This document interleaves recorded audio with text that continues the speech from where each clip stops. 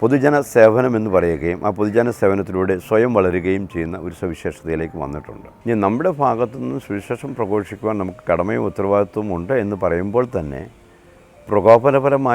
ആകാതിരിക്കാൻ നമുക്ക് സാധിക്കണം. മൈഗ്രേഷന് ഒരു സാധ്യതയായിട്ട് തന്നെയാണ് നാം കാണേണ്ടത്. സുവിശേഷ പ്രഘോഷണം സുഗമമായി നടത്തുന്നതിന് രാഷ്ട്രീയ പ്രസ്ഥാനങ്ങളും മതതീവ്രവാദികളും പ്രതിസന്ധികൾ സൃഷ്ടിക്കുമ്പോഴും പേടിച്ച് പിന്നോട്ട് പോവുകയല്ല സഭ ചെയ്യേണ്ടതെന്ന ശക്തമായ നിലപാടാണ് ബിഷപ്പ് ഡോക്ടർ മത്തായി കടവിലിന് ഉള്ളത്. മലങ്കര കത്തോലിക്ക സഭയുടെ പൂന കട്കി സെന്റ് എഫ്രൈം ഭദ്രാസനത്തിന്റെ പുതിയ ബിഷപ്പായി സ്ഥാനമേറ്റ ഡോക്ടർ മത്തായി കടവിൽ സഭ സാമൂഹിക രാഷ്ട്രീയ മേഖലകളിലെ തന്റെ കാഴ്ചപ്പാടുകളും ഭാവി സ്വപ്നങ്ങളും സൺഡേ ഷാലോം ന്യൂസിനോട് പങ്കുവയ്ക്കുന്നു. വിവിധ മതങ്ങളും രാഷ്ട്രീയ പാർട്ടികളും ഇന്ന് വലിയ ഒരു പ്രതിസന്ധിയിലാണ്. ഇവരുടെ സമീപനങ്ങളോടെ പിതാവിൻ്റെ സമീപനം എങ്ങനെയായിരിക്കും? ആധുനിക കാലഘട്ടത്തിൽ സമൂഹത്തെ ഉണർത്തുക എന്ന ലക്ഷ്യത്തോടു കൂടിയാണ് നേതാക്കന്മാർ പ്രവർത്തിച്ചത്.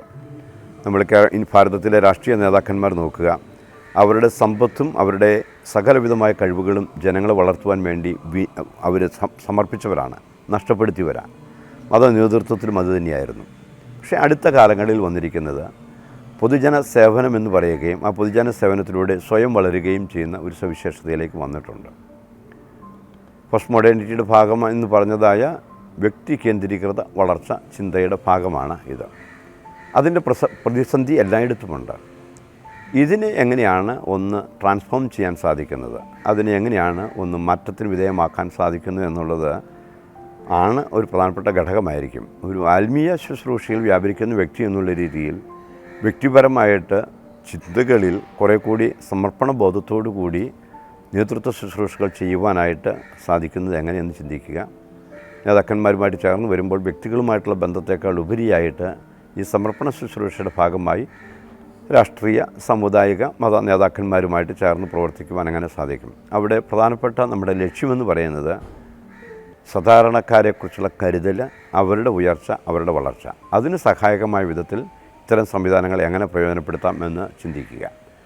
അവരുടെ വ്യക്തിപരമായ മറ്റു കാര്യങ്ങളൊക്കെ നമ്മൾ മനസ്സിലാക്കിക്കൊണ്ട് തന്നെ, പക്ഷേ അവരോട് വിയോജിക്കാതെ സാധ്യതകൾ മുഴുവൻ പ്രയോജനപ്പെടുത്തുക. പ്രത്യേകിച്ച് ഞാൻ പൂന കട്കി പോലെയുള്ളതായ ഒരു മിഷനിലേക്ക് പോകുമ്പോൾ അവിടുത്തെ രാഷ്ട്രീയക്കാരെ മാറ്റി നിർത്താൻ പാടില്ല, അവിടുത്തെ മത നേതാക്കന്മാരെ മാറ്റി നിർത്താൻ പാടില്ല എന്ന് ഞാൻ അറിയുന്നു. പ്രത്യേകിച്ച് മിഷൻ മേഖലയിൽ പോകുമ്പോൾ ചില മത സംഘടനകളും രാഷ്ട്രീയ സംഘടനകളുമൊക്കെ തീവ്രവാദ ചിന്തകളോടുകൂടി നമ്മുടെ പ്രവർത്തനങ്ങൾക്ക് വിഘാതം സൃഷ്ടിക്കുന്നതായ സാഹചര്യങ്ങളുണ്ടാകാം. അതുകൊണ്ട് പേടിച്ച് മാറി നിൽക്കുകയല്ല, പക്ഷേ അതേസമയത്ത് തന്നെ അവരോട് ചേർന്ന് അവരോട് സഹകരിച്ച് എങ്ങനെ പോകാൻ സാധിക്കുമെന്നുള്ള ചിന്തയ്ക്കാണ് ഊന്നൽ കൊടുക്കുന്നത്. ഇന്ന് ക്രൈസ്തവർ നേരിടുന്ന ഭീഷണികൾ, പീഡനങ്ങൾ, ഇതെല്ലാം നമുക്ക് വലിയ വിഷമമുളവാക്കുന്നതാണ്. പിതാവിൻ്റെ അഭിപ്രായത്തിൽ ഇതിനെയൊക്കെ നമുക്ക് എന്ത് ചെയ്യുവാനായിട്ട് സാധിക്കും? നമ്മൾ എങ്ങനെയായിരിക്കണം?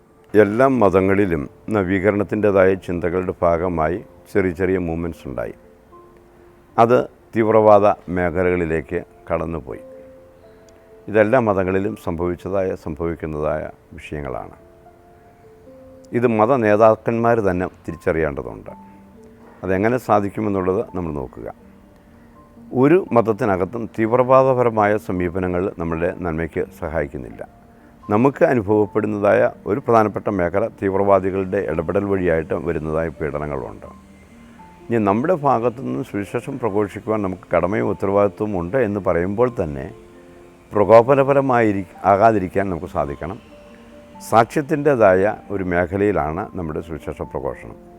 സുവിശേഷത്തിൻ്റെ സൗരഭ്യം പകരുന്നതായ രീതിയിൽ നമ്മുടെ പ്രവർത്തനങ്ങൾ നടക്കുക. കൂടുതൽ നമ്മളും ചെയ്യുന്ന പ്രവർത്തനങ്ങൾ അവർക്കും ആശങ്കയോടെ ഉത്കണ്ഠയോടെ കാണുന്നു. അവരുടെ മതത്തിൽപ്പെട്ടതായ ആളുകൾ നഷ്ടപ്പെടുന്നതിനെക്കുറിച്ചുള്ളതായ ആശങ്കയും ഉത്കണ്ഠയും ഒക്കെ സ്വാഭാവികമായിട്ടുണ്ടാകും. അതുകൊണ്ട് ഇതിന് തീവ്രമായ വിഷയമാണെന്നുള്ളത് നമ്മൾ മനസ്സിലാക്കിക്കൊണ്ട് തന്നെ രക്തസാക്ഷികളുടെ നിണം സഭയുടെ വിത്ത് എന്നുള്ളതൊക്കെ നമുക്കറിയാം. ആ രീതിയിൽ തന്നെ ആളുകളെ പിന്തിരിപ്പിക്കാതെ പിടിച്ചു നിർത്തേണ്ടതായ ആവശ്യമുണ്ട്. പക്ഷേ ഇതിനകത്തും ഒരു സമചിത്തതയുടേതായ മേഖലകളിലേക്ക് പോവുക എന്നുള്ളതാണ് എനിക്ക് തോന്നുന്നത്. ഏത് മതത്തിലായാലും ഈ തീവ്രവാദ സമീപനങ്ങൾ അപകടകരമാണ് എന്ന് തിരിച്ചറിഞ്ഞുകൊണ്ട് അതിനെ, എന്നാൽ നമ്മുടെ വിഷയത്തിൽ നിന്നും മാറാതെ, പ്രൊഫറ്റിക്കായിട്ടുള്ളതായ നമ്മുടെ ദൗത്യത്തിൽ നിന്നും മാറാതെ തന്നെ ഇതെങ്ങനെ സാധിക്കുമെന്നുള്ളതിനെക്കുറിച്ച് ചിന്തിക്കുക എന്ന് മാത്രമാണ് പെട്ടെന്ന് എനിക്ക് തോന്നുന്നത്. കാരണം പല മേഖലകളിൽ ഇന്ന് നമ്മൾ അഭിമുഖീകരിക്കുന്ന വിഷയം ഈ തീവ്രവാദ സമീപനത്തിൻ്റെ ഭാഗമാണ്. അതിനെ അതിജീവിക്കേണ്ടത് ഒരു മതത്തിൻ്റെ മാത്രം വിഷയമല്ല, ഒരു പൊതുവായ നമ്മുടെ കൂട്ടായ പരിശ്രമങ്ങളുടെ ഭാഗമായിട്ട് നടക്കേണ്ടതാണെന്നാണ് എനിക്ക് തോന്നുന്നത്. പഠനത്തിനും ജോലിക്കും വേണ്ടി യുവാക്കൾ ധാരാളം ഇന്ന് വിദേശ രാജ്യങ്ങളിലേക്ക് പോവുകയാണ്. ഇങ്ങനെ പോകുന്നത് മൂലം നമ്മുടെ സഭയ്ക്ക് ഉണ്ടാകുന്ന ബുദ്ധിമുട്ടുകൾ അല്ലെ സഭ നേരിടുന്ന പ്രശ്നങ്ങൾ എന്തൊക്കെയാണ്? മൈഗ്രേഷൻ എന്ന് പറയുന്നത് ആ പുതിയ സംവിധാനമല്ല, ഏത് കാലഘട്ടത്തിലും ഉണ്ടായിരുന്നു. മൈഗ്രേഷൻ ഒരു സാധ്യതയായിട്ട് തന്നെയാണ് നാം കാണേണ്ടത്. ഇന്ന് മലങ്കര സുറിയാനി കത്തോലിക്ക സഭ തന്നെ എടുക്കുകയാണ് എങ്കിൽ നമ്മുടെ സൗത്ത് കർണാടകത്തിലേക്കും വയനാട്ടിലേക്കും മലബാർ പ്രദേശങ്ങളിൽ പൊതുവായിട്ടും അല്ലെങ്കിൽ ഹൈ റേഞ്ചിലേക്കുമൊക്കെ കുടിയേറിയ ആളുകളുടെ ഇടയിലേക്ക് നമ്മൾ പോയ പ്രവർത്തനം അവിടെ സഭ സ്ഥാപിക്കുവാൻ കാരണമായി തീർന്നു എന്നുള്ളത് നമ്മൾ തിരിച്ചറിയണം. ബോംബെ പൂന ഏരിയയിലേക്ക് ജോലിക്കായിട്ട് പോയ ആളുകൾക്ക് വേണ്ടി നമ്മൾ ആരംഭിച്ച മിഷനാണല്ലോ അവിടെ പ്രവർത്തനത്തിന് കാരണമായത്. അതുകൊണ്ട് മൈഗ്രേഷൻ എന്ന് പറയുന്ന ഒരു സാധ്യതയായിട്ട് തന്നെ കാണുക. നമ്മുടെ യുവജനങ്ങൾ ഏത് പ്രദേശത്ത് പോകുന്നുവോ ആ പ്രദേശത്ത് കൂടി നമ്മുടെ കൂട്ടായ്മ വളർത്തുവാനായിട്ട് നമുക്ക് ലഭിച്ച ഒരു സുവർണ്ണ അവസരമായിട്ട് കാണുക. എന്നാൽ അതേസമയത്ത് പോകുമ്പോൾ ഇവിടെ നഷ്ടപ്പെടാതിരിക്കുവാനായിട്ട് അവർ നമ്മളെങ്ങനെ ഇതിനോട് ചേർത്ത് നിർത്തുന്നു, ഇത് രണ്ടുമാണ് അതിൻ്റെ ഉത്തരവാദിത്വം. അവരവിടെ ആയിരിക്കുമ്പോൾ ഇതിനെ ബലപ്പെടുത്തുന്നു, അതേസമയത്ത് തന്നെ അവിടെയും ഒരു സഭയെ ബലപ്പെടുത്തുവാനായിട്ട് ഒരു കോർത്തിണക്കുന്നതായ കണ്ണിയായിട്ട് സഭയ്ക്ക് പ്രവർത്തിക്കാൻ സാധിക്കണം.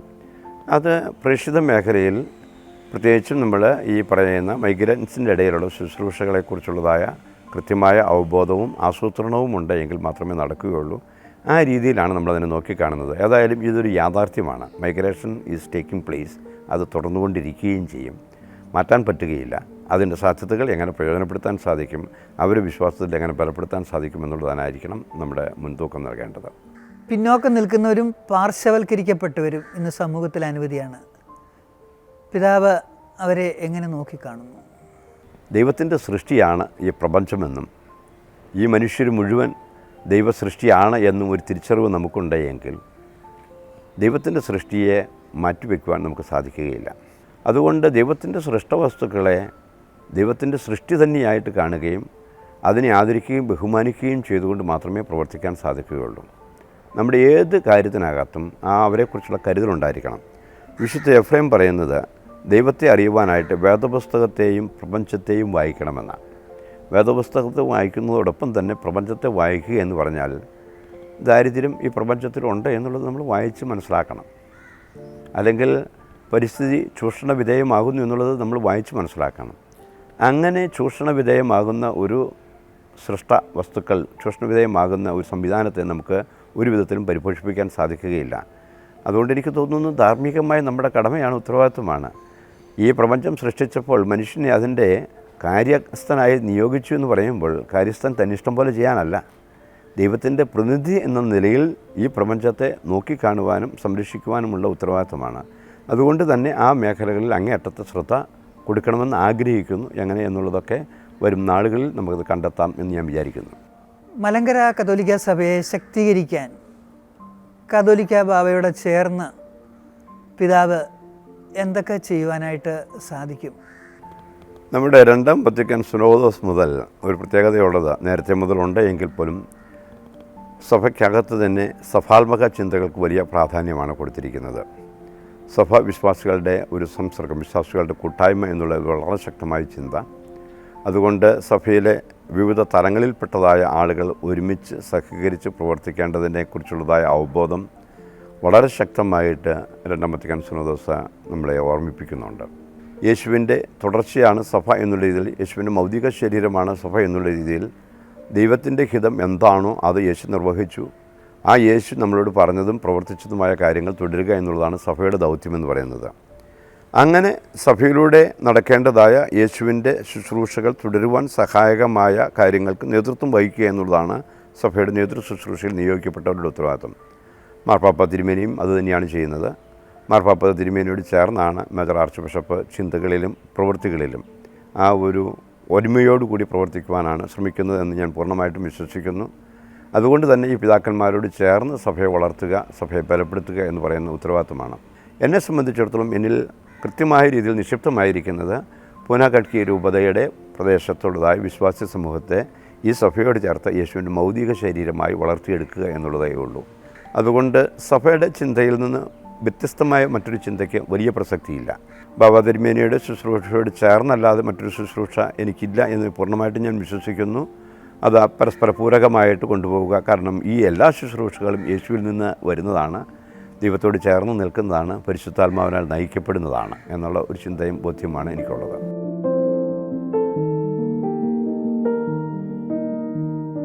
ലുബേനിൽ ദൈവശാസ്ത്രം പഠിച്ചുകൊണ്ടിരിക്കുമ്പോൾ എൻ്റെ ലൈസൻഷ്യേറ്റ് കഴിഞ്ഞ് അവധിക്ക് വന്ന് തിരികെ പോകുന്ന അവസരത്തിൽ എയർ ഇന്ത്യക്കാണ് ഞാൻ പോകുന്നത്. ഫ്രാങ്ക്ഫർട്ടിൽ ചെന്ന അവസരത്തിൽ ഒരു വലിയ അപകടം സംഭവിച്ചു. മഞ്ഞ് പെയ്യുന്ന സമയമാണ്. പൈലറ്റ് എയർപോർട്ടിൻ്റെ ഓട്ടോമാറ്റിക് ലാൻഡിംഗ് സിസ്റ്റത്തിന് പുറത്ത് ലാൻഡ് ചെയ്യാൻ ശ്രമിച്ചപ്പോൾ അതിൻ്റെ ആൻറ്റിന മുഴുവൻ തകർത്ത് ലാൻഡ് ചെയ്തു. അദ്ദേഹം ഫ്ലൈറ്റ് ലാൻഡ് ചെയ്തപ്പോൾ അപകടം സംഭവിച്ചു എന്ന് മനസ്സിലാക്കിയ ഉടനെ തന്നെ അത് ഉയർത്തി. അങ്ങനെ ഫ്ലൈറ്റ് മുകളിലേക്ക് ഉയർത്തി കഴിഞ്ഞപ്പോൾ എന്തോ സംഭവിച്ചത് വിമാനത്തിനകത്തിലുള്ള ഞങ്ങൾക്കറിയാം. പക്ഷേ കാര്യം എന്താണെന്ന് മനസ്സിലാകുന്നില്ല. ഏകദേശം 21 മിനിറ്റ് മുകളിൽ അത് കറങ്ങിയതിന് ശേഷമാണ് രണ്ടാമത് ലാൻഡ് ചെയ്യുന്നത്. ഇതിനിടയിൽ എയർ ഹോസ്റ്റസ് ഞങ്ങൾക്ക് വെള്ളം തരുന്നുണ്ട്. പിന്നീട് അനൗൺസ്മെൻറ്റ് വരുന്നു, നമ്മൾ ഇതിനു വേണ്ടി കാത്തു നിൽക്കുന്നു, ഗ്രീൻ സിഗ്നലിന് വേണ്ടി കാത്തു നിൽക്കുന്നു എന്നുള്ളത് അറിയാം. ആ സമയത്ത് ആരംഭത്തിൽ ഞങ്ങൾക്ക് ആശങ്കയുണ്ടായിരുന്നു. കുറച്ച് കഴിഞ്ഞപ്പോൾ അപകടമാണെന്ന് തന്നെ ഞങ്ങൾക്ക് മനസ്സിലാക്കിക്കൊണ്ട് ഞങ്ങൾ 5 അച്ഛന്മാർ ലുബേനിൽ നിന്ന് തന്നെ ഉണ്ടായിരുന്നു. ഞങ്ങളിൽ പലരും, ഞങ്ങളെല്ലാവരും തന്നെ കൊന്തയൊക്കെ ചൊല്ലി ഇത് നിൽക്കുന്ന അവസരത്തിലാണ് അത് 21 മിനിറ്റ് കഴിഞ്ഞിട്ട് ലാൻഡ് ചെയ്യുന്നത് എമർജൻസി ലാൻഡിംഗ് ഏരിയയിലാണ്. ചുറ്റുവട്ടം ഏകദേശം 10-40ഓളം ഫയർ എഞ്ചിൻ ഉണ്ടായിരുന്നു. അങ്ങനെ ഒരു സ്ഥലത്ത് അതെല്ലാം ക്രമീകരിക്കപ്പെട്ടതിന് ശേഷമാണ് ലാൻഡ് ചെയ്ത് വീണ്ടും ചെന്നപ്പോഴാണ് ഇതിൻ്റെ വലിയ അപകടത്തെക്കുറിച്ച് മനസ്സിലാക്കുന്നത്. അത് വലിയ നഷ്ടം ഇന്ത്യ ഗവൺമെൻറ്റിനുണ്ടായി. വർഷങ്ങൾക്ക് ശേഷമാണ് പിന്നീട് ഫ്രാങ്ക്ഫർട്ടും ഇന്ത്യയും തമ്മിലുള്ളതായ വിമാന യാത്ര പുനരാരംഭിക്കുവാനായിട്ടിടയായത്. തിരിഞ്ഞു നോക്കുമ്പോൾ അന്ന് എനിക്ക് അതിൻ്റെ ഗൗരവം മനസ്സിലായില്ല. പക്ഷേ ഇന്ന് ഈ അപകടം ഓൺലൈനിൽ അവൈലബിളാണ്. ഫ്ലൈറ്റ് സെക്യൂരിറ്റിയെക്കുറിച്ച് പഠിക്കുന്ന ആളുകൾക്ക് പഠിക്കുവാനുള്ള ഒരു കേസ് സ്റ്റഡിയായിട്ടിത് ഓൺലൈനിൽ കിടപ്പുണ്ട്. ഇത്ര ഗൗരവമായ ഒരു അപകടം സംഭവിക്കാമായിരിക്കെ അതിൽ നിന്ന് രക്ഷപ്പെട്ടു എന്ന് പറയുന്നത് ഒരു വലിയ ദൈവകൃപയായിട്ട് തോന്നുന്നു. അപ്പോൾ അതുപോലെ പല സാഹചര്യങ്ങളുണ്ട്. അതൊക്കെ സ്വാഭാവികമായിട്ട് നടക്കുന്നതായിരിക്കാം. പക്ഷെ ഇവിടെയൊക്കെ ഈ ഒരു സാഹചര്യങ്ങളിലൊക്കെ തമ്പുരാൻ കാത്തു സൂക്ഷിക്കുന്നു എന്നുള്ള ഒരു ചിന്ത എന്നെ കൂടുതൽ ബലപ്പെടുത്തുന്നു.